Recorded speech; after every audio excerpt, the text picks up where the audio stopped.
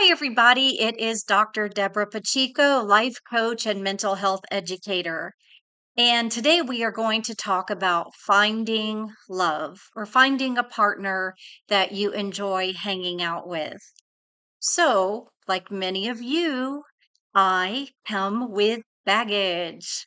And every new relationship that I got into, whether it be a friend, a coworker, it could be someone that I dated, or even someone that I was in a more serious relationship with, they all brought their stuff to our relationship and then we mashed it up, and sometimes some really amazing things happened out of those mashups. We grew together, we enhanced each other's lives, and we went on to live a more positive and higher quality of life for having known each other.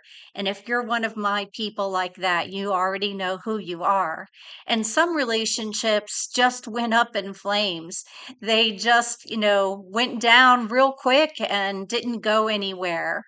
And when we move on from those type of relationships, if we're wise, we often will pause and say, what was going on with that person? And I want to be careful not to get into another relationship like that. But where we misstep, my friend, is we forget to ask ourselves a very important question, which is this: how did I contribute to the situation? What was I doing at the time? And what did I bring to that relationship that was maybe not as positive, as healthy, as aware, self aware as it might have been? When we have the personal wisdom to take time to reflect on how we contributed to the relationship that didn't turn out so great, that's where we are going to get the greatest gifts to help inform new relationships. So you'll often hear people talk about these great lists of things, these qualities that they are looking for in a partner. What you don't hear so often is people making a list of qualities that they bring to a relationship, and they're looking for someone who matches up well. So, when I teach about this in a classroom setting, one of the things that we will do is we'll start off by writing down our top 5 to 10 values. These are things that are of high priority to us, things that we highly embody in our daily lives, that we want to keep close to us, and that we want to experience in a relationship. So, for example, if you are a religious person and your religious faith is very important to you, that's going to be one of your top 5 to 10 things. And when you're dating, so you have self-awareness, you know this about yourself, and without judging and without being negative about other people's choices, one of the things that you're going to be looking for when you're observing people moving about in this beautiful world is you're going to be scanning the environment for someone who has similar religious beliefs to yours.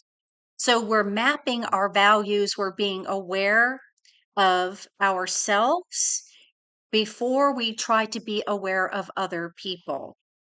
When we only focus on what other people did to us, when we only focus on the things that we don't want in life, or we focus on things like wealth, I want a guy who can afford to keep me in the manner in which I'm accustomed, kind of thing, we miss the mark. And that's how we find ourselves in the same type of relationship dynamic that we were previously in, that we don't want to experience anymore. This is how we are contributing to being in these types of relationships. It certainly doesn't take the responsibility away from the person that we're in the relationship with for how they contributed.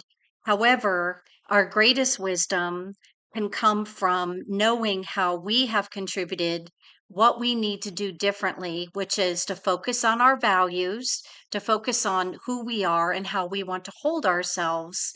And in scanning the environment for people to develop relationships with, to look for people who we have shared values in common. Okay? So I hope that's been helpful to you and good luck out there dating. If you'd like to talk more about this aspect of finding relationships that are meant for you, you can reach me by going to drdeborahpacheco.com or follow me on Facebook or Instagram. Thank you. Bye.